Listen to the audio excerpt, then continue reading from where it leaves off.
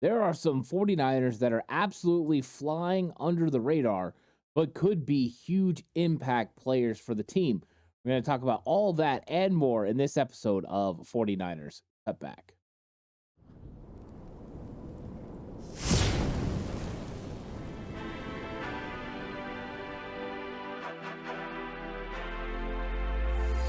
From the alley-oops at Kezar to the glory days at the stick. From who's got it better than us to brick by brick. It's always the 49ers way, from off-season to game day. Yeah, we talk back. It's the 49ers Cutback.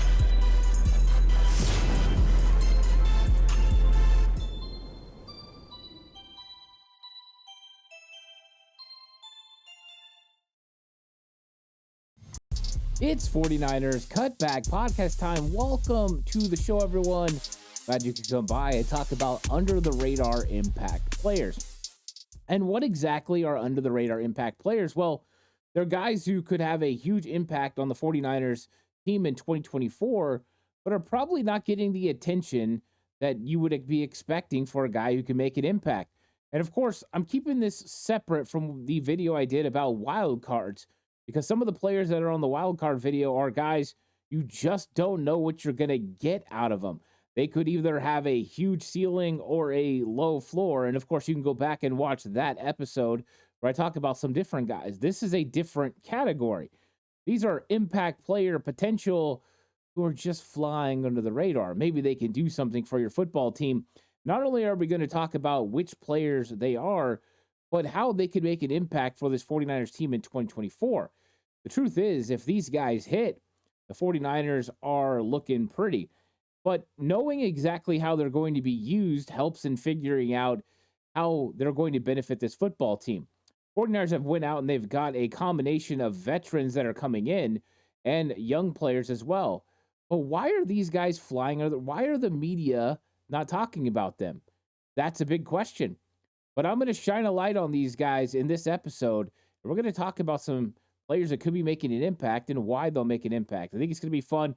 Let me know who you think are under the radar impact players for this team in 2024. Leave it in the comment section, and I'll make sure to check it out. And just like always, if you have questions, leave them in the comment section. I'll get to them. Or if you have a topic for a video that you would like me to discuss, leave it in the comment section. I'll see if I can go ahead and make that happen, because this time of the year, it's a good time to go ahead and go through things and questions that people have, because when the season kicks up, then it gets a little bit more difficult with the preparation from game to game, and it's just a little bit different of a process. But I appreciate you all being here. Please like and subscribe to the channel if you haven't already. I really appreciate it. If you're listening audio platform, 49ers Cutback on Believe, please give it a 5-star rating. If you're going to bet with Bet Online. Bet Online is your number one source for all your sports betting needs this season. From baseball, golf, soccer, right to all the top fights in UFC, MMA, and boxing. Every stat, every matchup, and even live odds and spreads while the games are being played.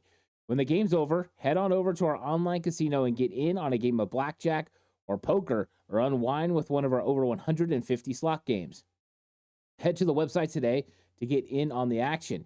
Use the promo code BELIEVE, that's BLEAV, for your 50% free bet credit on your first deposit up to $250. Bet Online, the game starts here. So, players that are flying under the radar, in this case, impact players that are under the radar, I'm going to start with a guy that's coming in that has a huge responsibility. And when you bring players in, you're hoping that they're going to be able to contribute year one. And one player that needs to contribute year one, but could be an extremely impact player for the San Francisco 49ers, is linebacker DeAndre Campbell. DeAndre Campbell comes over, and there's probably not the fanfare that you would expect for a player that's been a former All-Pro in this league during his 2021 season with the Green Bay Packers. He absolutely tore it up in Joe Barry's defense. Now, he says things changed after that they used him in a different way, and his numbers have definitely dropped off from that 2021 season. But what you see is capabilities to be a all-pro player. And anytime you have a player that's reached that potential at some point, you're just hoping that you can find a way to get them in your scheme and then use their traits to maximize their ability and get that type of production again. But DeAndre Campbell is going to be very important to the 49ers because he has to help them stave off these teams that are going to be wanting to run the ball. And he's going to have to hold them over until Dre Greenlaw gets back. We don't know when Dre's coming back. Could be 6 games in the year. It could be 8. It could be 10. We just don't know. But DeAndre Campbell is a player that is good against the run. He's a pretty good tackler, and he's been good in space when it comes to coverage in his time in the league. But Campbell is expected to step in now and play a significant role. He has to line up next to Fred Warner, and he has to build chemistry.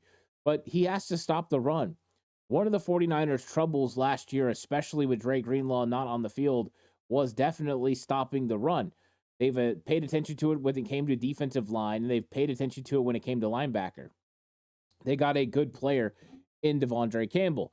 So let's just go over DeAndre Campbell's stats a little bit and just see what kind of a player that he was last year. Of course, last year he only played in 11 games and had 11 starts. And so you're not getting a full matchup, and that's one thing to maybe be worried about since he had his all-pro season where he played all 16 games in 2021. In 2022 and 2023, it was 13 and 11 games respectively that he's played.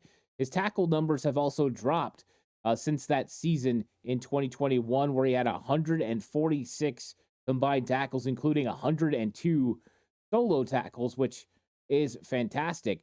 But why exactly do we think that he can translate to the San Francisco 49ers? Well, first off, tackle numbers over the last 2 seasons, 96 in 2022 in 13 games and 75 in 2023.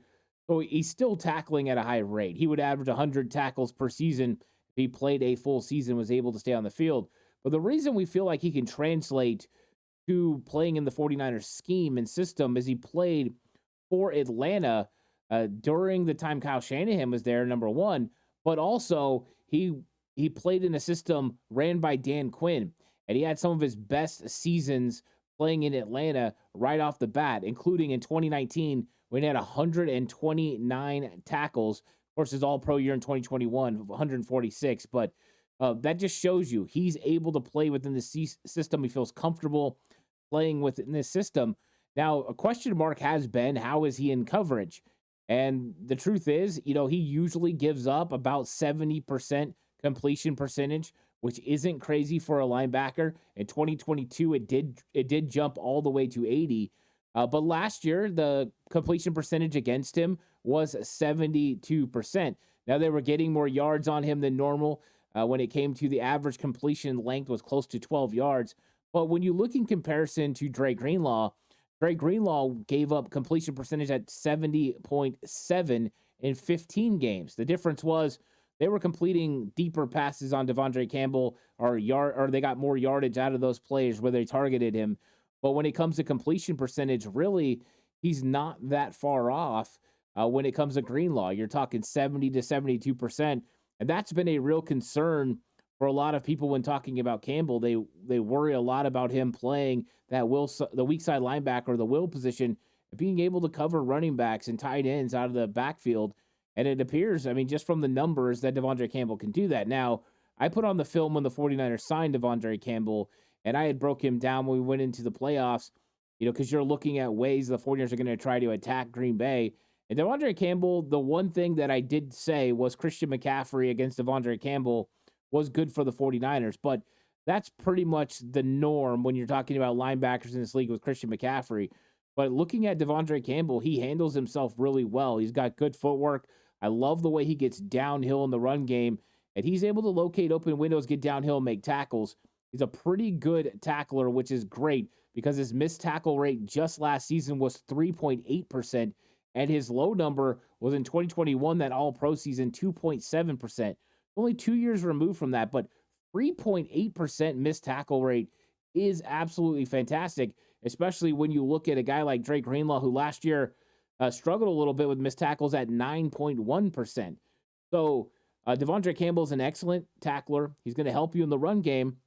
And just from the numbers alone, it doesn't appear it's much of a drop-off when it comes to the passing game.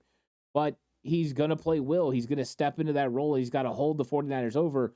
They're hoping they get him in the scheme, playing with Fred and playing behind an elite defensive line, which he didn't have in Green Bay. And that's going to help those numbers elevate. And he's going to go back to that status. And boy, would the 49ers be absolutely fantastic if DeAndre Campbell is able to have a great season. And then when Dre Greenlaw gets back, that's your three linebackers: Fred Warner, Dre Greenlaw, DeAndre Campbell. You put the 49ers in base 4-3 set, and you're in a lot of trouble. But if Campbell can also play well, not only do you not have to rush Dre Greenlaw back, but you can also somewhat work him back in. Campbell can play a lot of the will linebacker snaps. You could start working Dre back in. And then eventually you go back to full strength, and Dre can play all of his snaps, and Campbell can go out there on base downs. What a great addition. And let's be honest, he can make a huge impact on this 49ers team in just the first 6 to 8 weeks of the season, filling in for Dre Greenlaw. And I think he's flying under the radar. Not a lot of people are talking about DeAndre Campbell and the type of impact he could have on the 49ers, because not only does it affect the 49ers running game, but it would also affect their passing game as well. Because if you're able to stop the run, it makes the passing game a little bit easier to defend. And if he's covering running backs well out of the backfield, that could help as well. So DeAndre Campbell, huge under the radar impact player as far as what I think.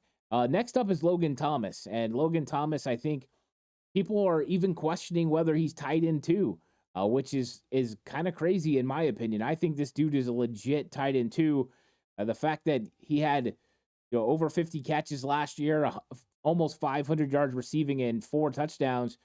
This is the best tight end to the 49ers have ever had. And the reason I think that he could make a huge impact on this team is there's always the question marks about George Kittle staying healthy for all 17 games. But now you have a legitimate backup that can step in, that's been a starter for the majority of his career. So you plug and play. He goes in there. Is he George Kittle as far as production? Is he George Kittle as far as blocking? No. But what he is a legit starting caliber tight end. Now you've got a starting caliber tight end behind George Kittle. That elevation alone helps your football team in depth. But the impact that he can have in short yardage and in goal line situations to be able to catch the ball when you have to load up, go 2-3 tight ends, now you can put him and George Kittle in patterns. And he's got a big frame, 6'6", almost 260 pounds, and good hands. Athleticism, former quarterback, understands route concepts, understands zone coverage, where he's supposed to sit down. I think he could be more of a red zone threat than the 49ers have had for a backup tight end the entire time, even when Jordan Reed was with the 49ers in 2020. And I really like Jordan Reed minus the injuries. But I think also the addition of 12 personnel, that one running back, 2 tight end looks, that could add extra spacing to the offensive line, be able to move defensive linemen and create opportunities as far as holes to run the football better with McCaffrey. If you're going to take Kyle Juszczyk off the field, you have to make sure that it's going to benefit you. And I think going 12 personnel can do that. I also have a inkling that there's other offensive coordinators around the league that are thinking about going 12 personnel. Mike McDaniel flirted around with it in preseason last year. And then you've looked down at what's going on with the Los Angeles Rams, and they tried to trade up to get Brock Bowers and potentially go to a 2 tight end set there sometimes as well. So I think that the league is going to trend that way a little bit, and the 49ers could be ahead of the curve if Logan Thomas and George Kittle are able to play together. I think this stabilizes the tight end room, but I think he could make a huge impact. I'm not saying he's going to go out and catch, more footballs than Kittle or anything, but just being in there and then being a legitimate threat in 12 personnel or 22 personnel to go catch the football downfield and be a matchup problem for linebackers or safeties, something the 49ers haven't had. And he's going to add a new element to this offense that Kyle Shanahan's been trying to get since 2020 when he brought in Jordan Reed. And so Logan Thomas is flying under the radar. People are questioning whether he's even tied into. And here I am. I think he's going to make a huge impact on the San Francisco 49ers offense. I think he's going to change the way that they run 12 personnel. And I think he's going to be a threat that's going to put defensive coordinators in some precarious situations with how they put their personnel groupings together. Yeah, Kyle Juszczyk's off the field. And for the first time with Kyle Juszczyk off the field, with 2 tight ends, you feel like they're still a legitimate threat to not just get a first down, but to get a big play down the field. Logan Thomas can make an impact on this offense. Now I'm going to turn to a player that's been injured some. And a lot of people have written him off. In fact, for the most part, the only time that this guy gets talked about is in potential trade rumors coming out of training camp, and that's Elijah Mitchell.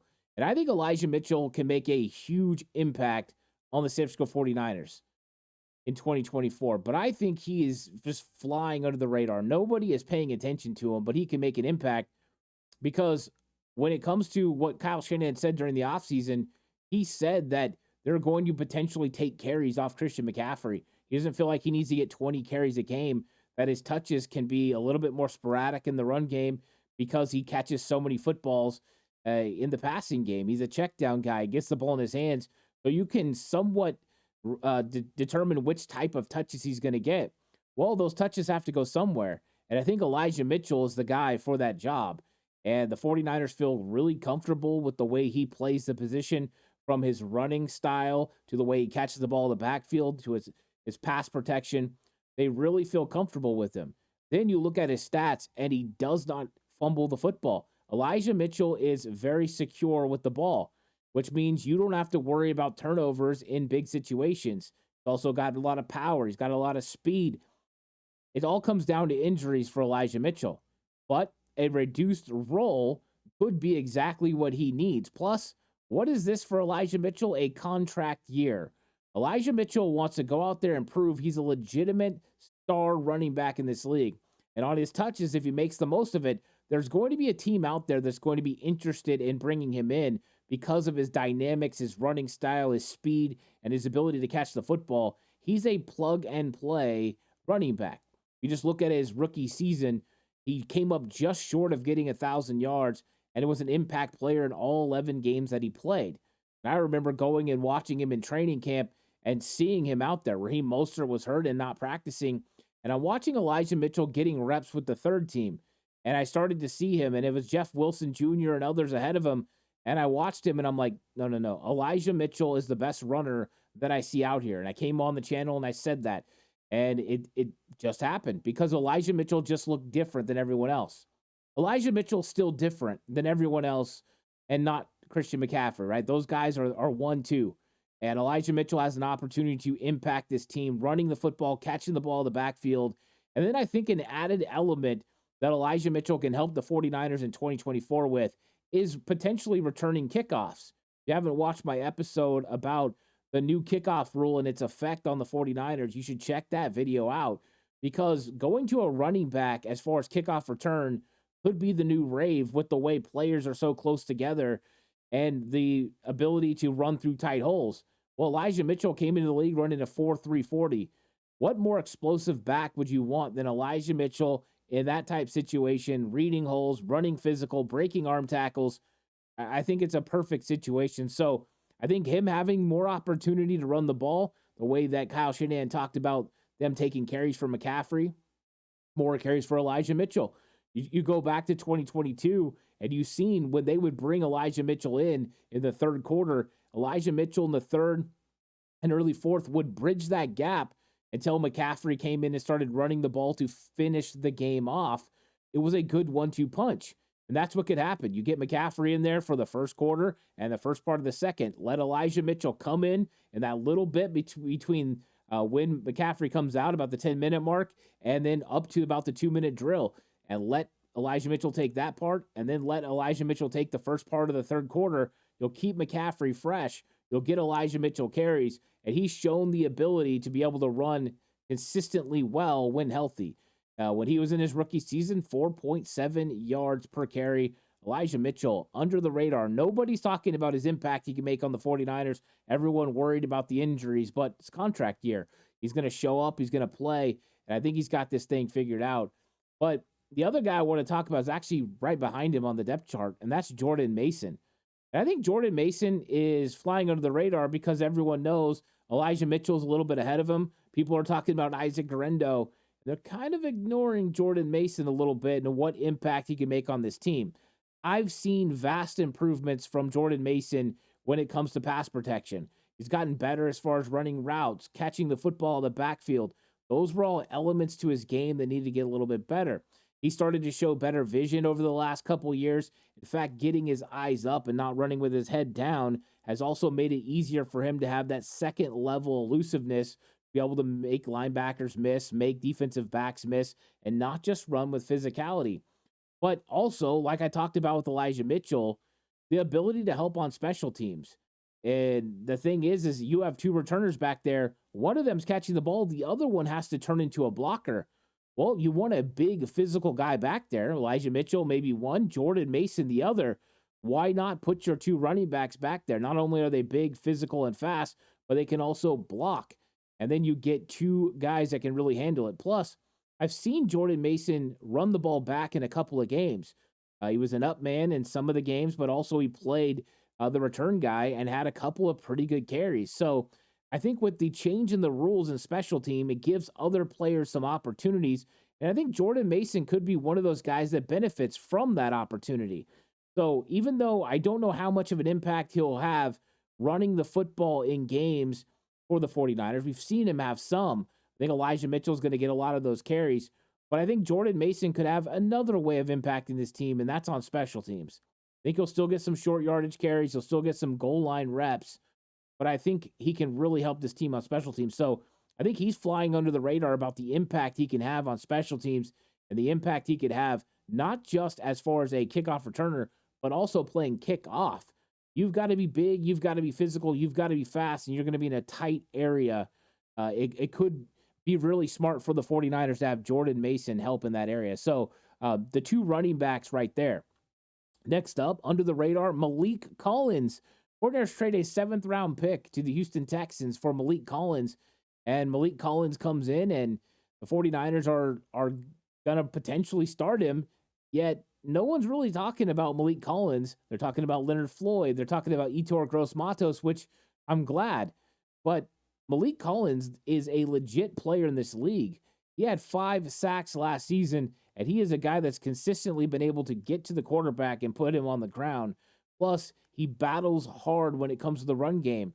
So I think the 49ers got themselves a legitimate defensive tackle in Malik Collins, and I don't think people really understand how good he could be. His lateral quickness, his ability to flip his hips and absolutely throw some leverage behind his swim and rip moves. He does a really good job with technique, good handwork, and just changing direction is there. But the hips are fluid. The hips are strong and powerful. And I see a guy that could anchor in the run game. So to me, I really like Malik Collins.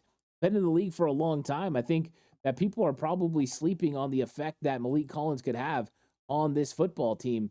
And you just look at his stats from last year, and he did a pretty good job. He played in 16 games, which that's exactly what you need from a guy like him. But he had 41 tackles, did a really good job as far as tackling and making plays in the backfield, getting to the quarterback with 5 sacks, getting some knockdowns and quarterback hits, which you actually have to do. And then he missed 6.8% of his tackles last year. The year before, he had zero. He had 0 missed tackles the year before. So, yeah, he's definitely done a really good job. He had 11 hurries and 10 knockdowns last year. I think that he's going to make an impact on this team. I, in fact, like him and Jordan Elliott. Now, Jordan Elliott was more of a wild card for me, even though I think he's going to be a really good player. I think that Malik Collins can make an impact. I think, even though 5 sacks has been the most that he's had his career high, I think he can make even more than that.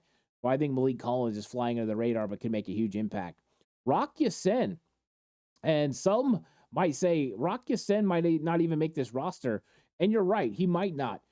But the thing is, he might end up being a 6th cornerback for the San Francisco 49ers. And you're talking about a guy in 2019 that came in and did a really good job for the Indianapolis Colts. And he's played pretty well over the last several years. Dealt with an injury with the Raiders, and that definitely hurt him a little bit. But when you look at what he did last year for Baltimore, he didn't play. He wasn't a starter for Baltimore, but he did play in 14 games. He did have 1 start. His completion percentage that he gave up was 52.4%, which is a career low. Less snaps, less targets, better completion percentage, just keeping it real on what he did there. And so, yeah, it was a little bit there. He didn't play as much snaps. But one thing I love about Rock Ya-Sin, besides his physicality as far as coverage, is his physicality as far as tackling. And he had 0% missed tackles last year. He missed 0 tackles. And if you're going to be better on the edge stopping the run, you need somebody that can step up and be physical. And when you look at his numbers, when he was with the Raiders, he had 6 missed tackles, but every other year he did pretty good. He averaged about 3 missed tackles per season. Last year, 0. So that is really, really good. The fact that he's stepped up, but this is a veteran who fits your scheme that you can go out there and have him compete. And he is very eager to make your roster because he knows if he doesn't, there might not be a spot for him in the league. He's got to prove that he's coming off that injury and that he's going to be healthy. So I think Rock Ya-Sin's in a real battle with Darrell Luter Jr. to make this football team. I think everyone expects Isaac Yedem to make it. But Rock Ya-Sin, he's battling with Darrell Luter Jr., Ambry Thomas, and Samuel Womack. And I think he's got an opportunity. Got a lot of skills, a lot of physicality. Got a veteran leadership. Plus, he's just seen it. He's been around. He's seen all the different route concepts. He's played against all these teams. Plus, he has a very valuable mind when it comes to what Mike McDonald did to the 49ers last year on Christmas Day with the Baltimore Ravens, because that's who he was with. So the 49ers offensive coordinator, Kyle Shanahan, and offensive personnel could pick his brain a little bit about that. But I think Rock Ya-Sin's got a chance. He makes this team to make an impact for the San Francisco 49ers. Next up is a young guy that everyone should be excited about. They talk about Ricky Pearsall so much, as well they should, but Jacob Cowing has the opportunity to make a huge impact on the San Francisco 49ers. And the reason I think that's the case is there some matchup issues that Jacob Cowing can present. If you can put Jacob Cowing in a situation where he's either in an exit motion running to the sidelines, able to use that 4.38 speed, get vertical, and then break back off underneath, which people have to consider his speed, could be something nice. Also, he's got the ability to play in the slot and that natural separation, be able to get in and out of breaks and create some nice matchups. But I think that's part of the thing. A lot of teams don't have 2 style of nickels. They either have a big nickel or they have a small nickel. And so if you get into a game and there is a big nickel that you can put Jacob Cowing out there and take advantage of that player, or you have a team that wants to play a third safety in the slot because they don't want to let you run the football, Cowing in a situation against one of those guys could be a huge matchup for the 49ers. Plus, he's really good in motion, running routes coming off motion, which is huge for this 49ers offense, but also fly sweeps, quick screens. Another dynamic player to be able to add to this offense. And I don't think it'll be a tremendous amount of production in his rookie season, but there might be highlights. There might be a play here or there that changes this game. You're going to inevitably have injuries at the wide receiver position. What did we see last year? Ronnie Bell getting a touchdown against the New York Giants on Monday Night Football. Or maybe it was Thursday night. I can't remember for sure. But you've got a guy in Jacob Cowing that can do the same thing. Jacob Cowing can make those type of plays and run a good route and get open where that 4.3 speed can separate because he gets in and out of his break very smooth and very clean. And so I think he can make an impact. I think the 49ers can find a nice niche role for Jacob Cowing in year 1, where they can find some nice matchups with some of the personnel groupings, getting a heavy look on the field from the defense, and then using your faster receivers to be able to threaten vertically where they have no help over the top and have to go ahead and give you extra space and extra cushion and then break it off underneath. And if they do give you that whole shot, to go ahead and take it even in heavy sets. So I like Cowing's ability to potentially have a few plays here and there during the season that make impacts on the San Francisco 49ers, the way that we've seen from Ronnie Bell or Richie James. I just think he's got more whole shot ability, the ability to get a few more touchdowns and a few more explosives, and just put a little bit of fear into defensive coordinators and secondary personnel to be able to stay on top of him. And it might just be what the 49ers need to create some more separation from the rest of their players. And last but not least, Chris Conley. And I don't even know if Conley's going to make the 53-man roster, but that's not going to stop his impact on this team. The 49ers will more than likely elevate him the way they did last year because Chris Conley's effect on special teams could be significant. His ability to play gunner in the punt game was fantastic in the Super Bowl. And I think I see a player in Chris Conley that could do that again. And all the while, an injury to one of your players, one of your wide receivers, could open the door for Conley to be on the active roster and helping your football team again. I think because he went the way of the practice squad last year and then was able to work his way to the 49ers roster and play out the significant run to the playoffs and Super Bowl, he might be willing to do the same thing, go to the practice squad, work his way through, and just have that loyalty to the team. Because he has enough accrued seasons, if the 49ers cut him at the end of training camp, he does not get claimed by another team. He has the ability to go whatever team he wants. The 49ers could definitely talk to him about coming to the practice squad. But I think whether he's on the 53-man roster for week 1 or being elevated from the practice squad, I think Chris Conley could make a huge impact on this team. And when he's on the sideline, he can help you blocking. He can help you catch the occasional pass. And by far, he can help you with special teams. So these were some of the guys that are flying under the radar impact players. Let me know who your guys are in the comment section down below. Please like and subscribe to the channel if you haven't already. I really appreciate it. This episode brought to you by Bet Online. The game starts here. I'll catch you guys in the next one. Until then, stay safe. And remember, the right way is always the 49ers way.